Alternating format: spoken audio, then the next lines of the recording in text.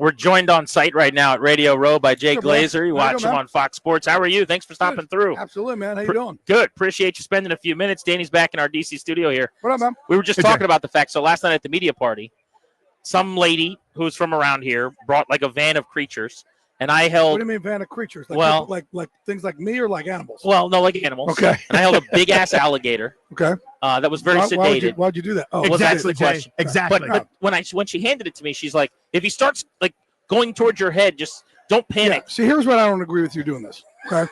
Because what's to say that alligator is a model citizen? You don't know. Maybe this alligator's, had a bad day. Maybe he got in a fight with his wife. I wouldn't be holding something that no, absolutely what not. About the other I'm sure not all alligators are model citizens. That's very true. Okay. What about the snake around the neck bit? Hell no. I'm not doing that either. I mean, you fight giant humans. You're like, but I could talk to them. I can't tell this boa constrictor, I'm tapping out. I can't do that. There's no tapping, Jay. There's no tapping with the tapping. lethal animal. Absolutely. No. Listen, if there's a 1% chance of error, why am I taking that 1% chance? No one's questioning my manhood. I don't need to wrestle with any alligators or snakes. I do enough with these freaking monsters that I wrestle. Yeah. You were fighting in the cage. Jay Glazer's with us on Grant and Danny Live. I'll take Lane Johnson and Randy Couture every day over a snake and an alligator. No problem. One of the big news breakers in the National Football League. How about the cast that's been put together in D.C.?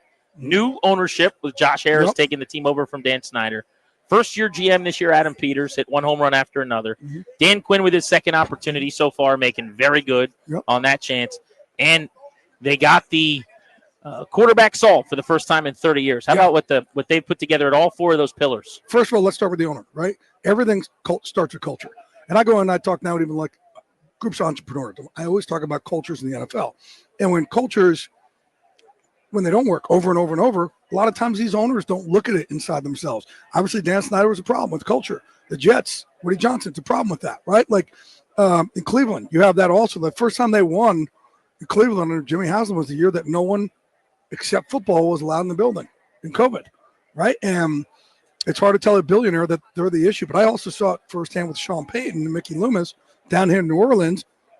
They taught Mr. Benson how to be an owner. And he just didn't know any better, right? But a lot of these, I've told owners straight out.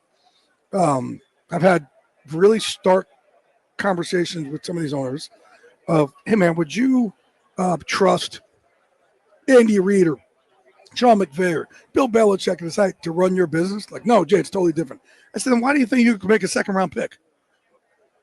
Right? And it's hard to tell a billionaire that sometimes, but they let people in their other business do their job because it's not as much glory and the ego's not, it's not the same ego, right? So here to have a guy like Josh who just comes in, he's like, I'm hiring the right people and you guys do it. It's the right thing. And you're right, like Adam Peters. I mean, he's learning with John Lynch. Are you kidding me? It's fantastic. And he's a relationship builder. Dan Quinn. Somebody asked me here today, what was my favorite hire of this coaching cycle? I said, I don't have one of this one, but I had one last time. And Dan Quinn, who all Dan does is build cultures and win, by the way. But I think guys like a Dan Quinn, a Dan Campbell, these guys work better now than ever before because in the past you could beat up on players. You can get after them. You rip the hell out of them, do the Belichick thing.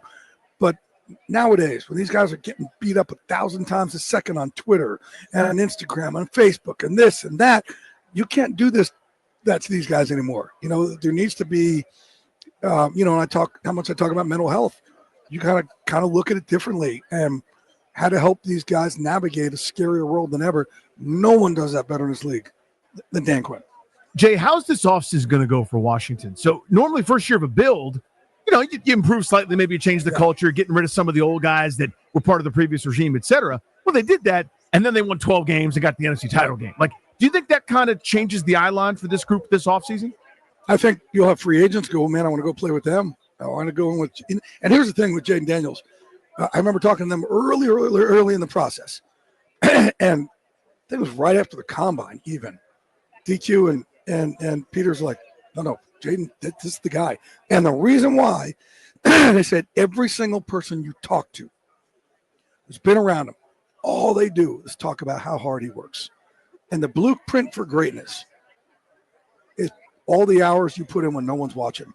And look, I've trained hundreds and hundreds of pro athletes in the mixed martial arts program that I created in 2007, with our first guy being a long snapper from the Chiefs and a part-time D end named Jared Allen. When I ripped off 15 sacks after we did this whole fight mentality and really opened up his hips and got his hands more violent. And over time, again, we've started to see a change where guys being famous ain't the same as being great. And everyone's famous now. The only way you used to get endorsements to make Pro Bowls, you had to be great, right? And now everybody's famous because it's social media. It's not the same work ethic. So when you have a guy like Jayden Daniels that you hear all he does is work, you're going to build for a long time with that guy. I'm fascinated to get your perspective on something. Jay Glazer's with us. You see him on Fox Sports. He's one of the great reporters breaking down everything going on in the NFL. The Liam Cohen 24 hours as a reporter, he's not going to Jacksonville. He's coming back to Tampa. Now he's going back to Jacksonville. The teams don't even know what's going on. The reporter can't possibly know what's going on. The head coach knew. According to Liam, the head coach knew what was going on. What do you make of how all that went down? So there's other parts when he said I don't know if I want to put his business out here because he said his kid was sick, and there was certain things. Yeah. So I don't want to that's a personal thing with him. It wasn't an excuse of his dog ate his homework. No. But I just mean the whole process. Yeah, it's messy because I think these things aren't always linear and clean. But man, it's a tough look from the outside. But look what happened with you guys last year. They're supposed to be with Ben Johnson. Mm-hmm. Yeah. Then done that, pulls it, and you guys should be thanking God that happened, because then all of a sudden there's Dan Quinn. I remember Adam Peters being at the Senior Bowl, and me and John Lynch calling him to, dude, screw the scouting players, man. Go hire Dan Quinn. Go over there. He's there. Sometimes the things that don't happen. A lot of things aren't just clean. There's a lot of back channel stuff. But I even talked to the GM of the Bucs when he said, "Hey, we're going to kind of tell Liam, we're going to make him the highest paid offensive coordinator in the NFL, but he has to pull his name out of that." I said, "Don't do that, dude. That's like on Shark Tank when somebody gives you this offer and they go, well, you got to take it now. You can't listen to the other sharks." Like, don't do that, man. Just either he stays. I said, even if you give him a bump for this year, he's going to be a head coach next year, right? So you're not going to get stuck with this huge thing. But they want to do whatever they could do to try to make sure that they got him there, and that shows the value of Liam. And I knew Liam on a different level. He lived with Sean McVay for a while, and Sean lives by me. And Sean's one of the first coaches I really helped with mental health. Dan Quinn is too. And so I spent a lot of time. What did you do for Dan with mental health? I'm not familiar. Oh man, so first of all, when Dan got fired from the Falcons, I've known Dan since he was with the 49ers in like 99 or something. And he's such a good dude, and knew he was struggling because the first time he didn't have a team.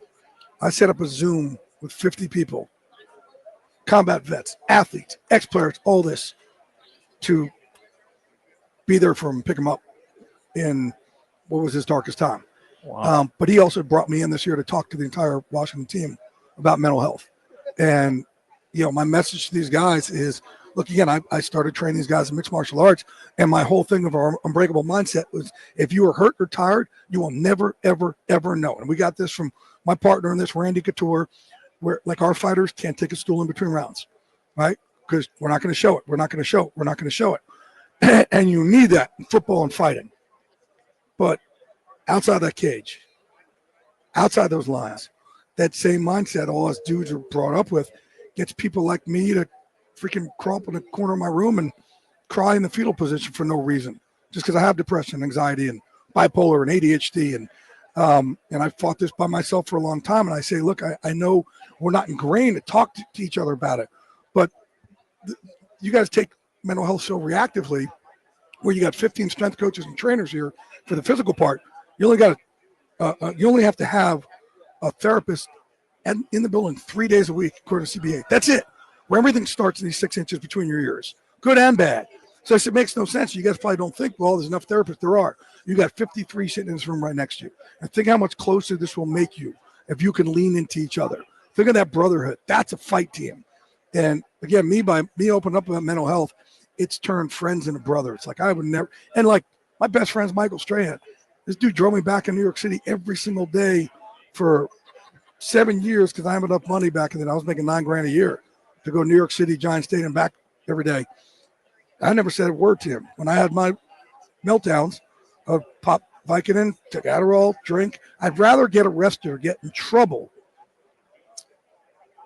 for having an outburst than have anybody know I had depression, anxiety. Think how backwards that is, right? Yeah. So first time I ever said anything was 4 years ago. And first time ever, 30 years. I said, bro, I can't go out tonight, man. The beast got out of the box. And he's like, you want to talk about it? I was like, whoa. I said, well, I do, but not now, because it kicked my ass. Like when my depression, anxiety get bad, I feel it in my joints, left side of my gut, behind my rib cage. It's hard. I said, I just want to sleep this one off. And he says, you want me to come over and be there with you? And I was like, again, I didn't expect this. I said, no. And he says, why have you never told me? I said, I don't make the rules up of this thing, this shame, man, but I was ashamed with you. And he said to me, probably the most powerful thing anybody's ever said. He said, you think you're being a bother. You're not. You took away my chance to be your best friend for 30 years by not saying anything to me.